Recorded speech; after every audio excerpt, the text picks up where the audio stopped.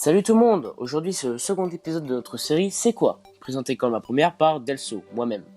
L'épisode d'aujourd'hui sera focalisé sur le jeu Terraria. Le début du projet Terraria a été commencé en janvier 2011 par des indépendants nommés Relogic. La dernière mise à jour a eu lieu le 16 mai 2020.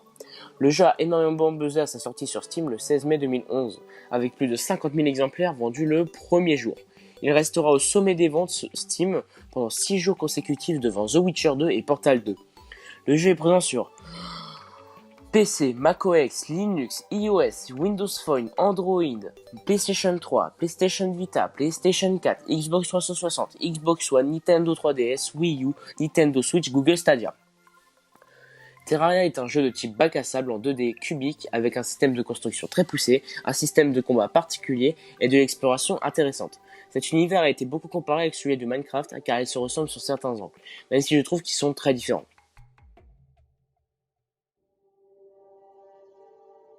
Dans Terraria, il existe beaucoup de biomes qui ont chacun leurs particularités, leur musique, leurs monstres, etc.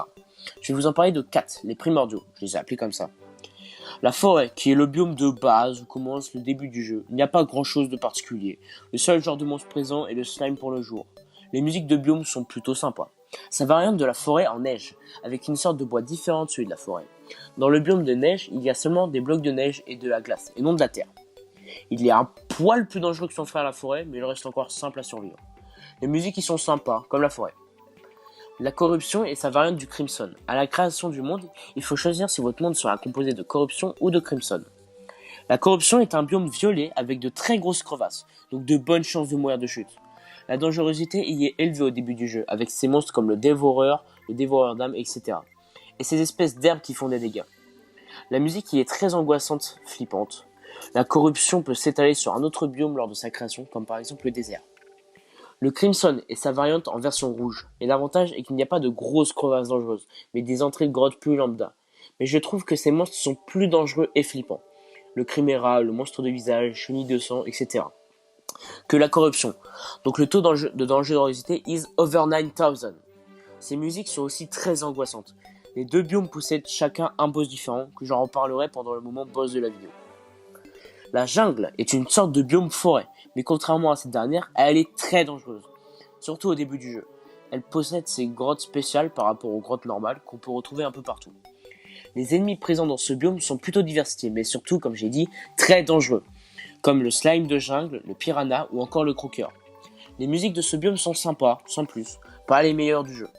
Il y a quelques boss dans ce biome que j'annoncerai pas dans cette vidéo, sinon elle durerait 30 jours. Mais je vous invite à rechercher si ça vous intéresse. Le Hello est l'équivalent du biome contraire au biome de corruption ou de Crimson. Il apparaît dès le début du hard mode, après avoir battu un boss spécifique.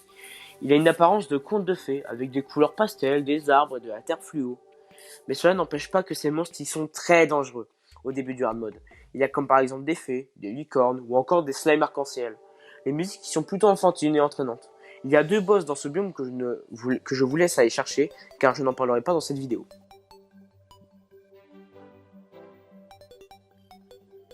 Pendant cette longue aventure, il y a la possibilité d'avoir des PNJ afin de vendre ou leur acheter des choses intéressantes. Pour que les PNJ puissent venir habiter chez vous, il faut réunir 3 conditions. Construire une pièce suffisamment grande avec des murs de fond et une porte. Attention, certains murs de fond leur font peur, comme les murs de fond du donjon. Mettre dans cette salle une chaise accompagnée d'une table ou d'un établi. N'importe quel type de chaise ou table suffit. Mettre suffisamment de lumière afin d'éclairer la salle de vie du PNJ. Il existe beaucoup de PNJ, donc j'en ai choisi que 4, les 4 du début. Attention, il n'y a pas d'ordre d'arrivée de PNJ, tout dépend de certaines conditions compliquées, à part le guide qui sera forcément le premier. Le guide, le premier PNJ, qui apparaît en même temps que vous, la première fois sur le monde. Il est utile quand vous débutez, car il a une option qui vous permet de lui montrer un objet, et il vous dit tout ce que vous pouvez crafter avec, ce qui est très pratique. Le marchand, le second PNJ qui viendra s'installer chez vous, mais il faut réunir comme condition que chaque joueur du monde ait un minimum de thunes. Il vendra des outils et des fournitures de base qui vous seront très utiles, comme par exemple la tirelire, afin de ne pas perdre son argent en mourant comme un con. L'infirmière, ce PNJ qui permet de vous soigner instantanément, juste en la payant. Pour qu'elle puisse venir, il faut que minimum un joueur du monde possède plus de 100 de santé. Elle permet aussi, en la payant, de s'enlever les debuffs qu'on a. La meuf fait option saut de lait de Minecraft en gros. Le démolisseur, cet habitant qui viendra habiter par chez vous uniquement si un joueur possède un objet explosif. Vous pourrez lui acheter différents objets explosifs comme la grenade, la bombe ou encore la dynamite qui vous servira pour votre biome corrompu.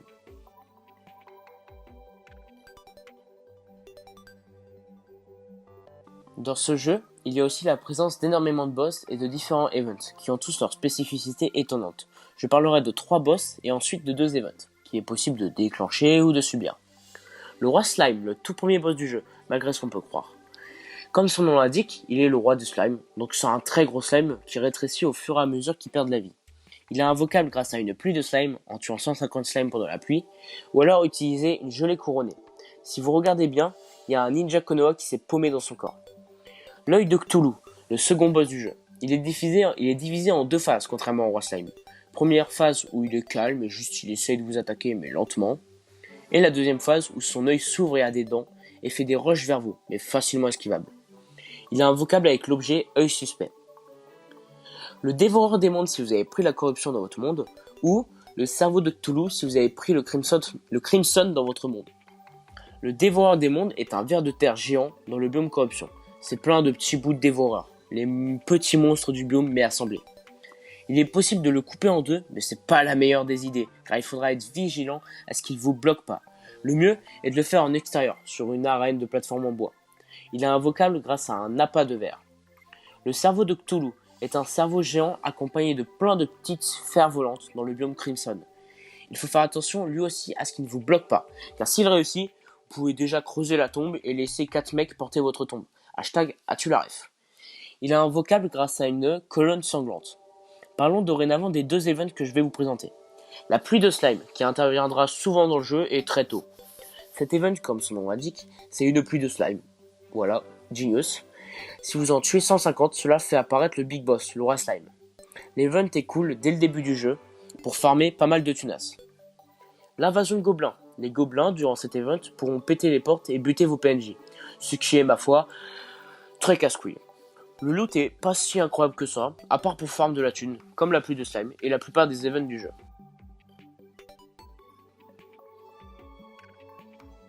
Les développeurs indépendants du jeu se sont amusés à placer des refs à différents univers de jeux, de mangas et plein de choses. J'en ai retrouvé quelques-unes dont je vous ai parlé, mais il faut savoir que dans le monde de Terraria, tout peut être une ref. La tenue de Toad et la tenue d'Harmony pour l'univers de Mario de Nintendo. Les fées présentes dans les grottes sont bien évidemment une ref à Navi la fée dans Zelda Ocarina of Time. L'équipement de grenouille en référence à Kermit la grenouille avec la description It ain't easy being green. Ce n'est pas facile d'être vert.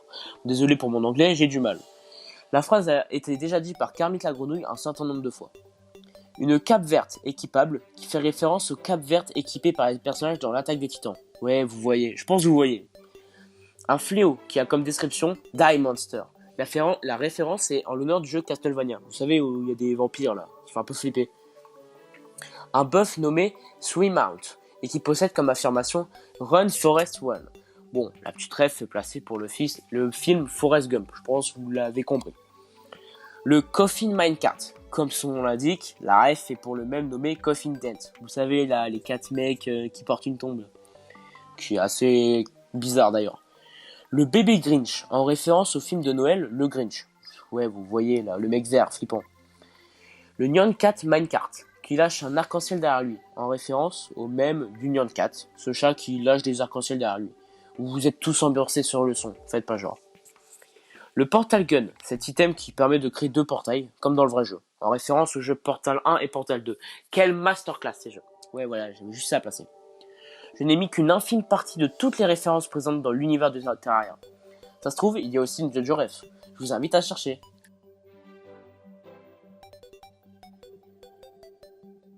Dans ce jeu, la construction et la décoration sont très poussées, je trouve. L'imagination n'a aucune limite dans Terraria. Si vous voulez faire une base dans un lapin géant, par exemple, bon, vous êtes chelou, mais c'est possible. Pour la construction et la décoration, il faut savoir qu'il y a 2 plans sur le jeu. Le premier plan, où on place des blocs qui par exemple peut nous empêcher de passer, et le second plan, où on met des murs de fond pour le style, par exemple qui n'affectent pas son perso. Je vais vous montrer ce qu'on peut faire par exemple sur le jeu. Ce joueur-là a construit un manoir énorme, avec un très joli style et beaucoup de pièces un peu partout, même dans le sol. Il a utilisé plein de blocs divers et variés pour chacune des salles et a rajouté pas mal de décorations comme on peut voir. Ce joueur-là, lui, a joué sur une décoration d'hiver pendant les fêtes de Noël et a joué sur la place de la neige en mettant sur les toits des maisons de son village par exemple. Bon, cette construction-là est purement décorative, car ce n'est pas une maison de PNJ par exemple, ni une salle de coffre, mais c'est incroyablement stylé. Il a joué avec des vrais blocs et des murs de fond pour le dragon. C'est sans doute un fan de Skyrim. Bref, je vous remercie sincèrement d'avoir regardé le second épisode du C'est quoi. Cette vidéo est là pour vous donner envie d'acheter et jouer au jeu. Je ne pouvais pas parler du jeu entier, sinon ça aurait duré environ 32 ans et demi, environ. Et ça vous donnera envie de connaître plus sur ce jeu que je trouve très sous-coté. N'hésitez pas à liker et partager la vidéo et de vous abonner. Allez, à bientôt dans le prochain C'est quoi.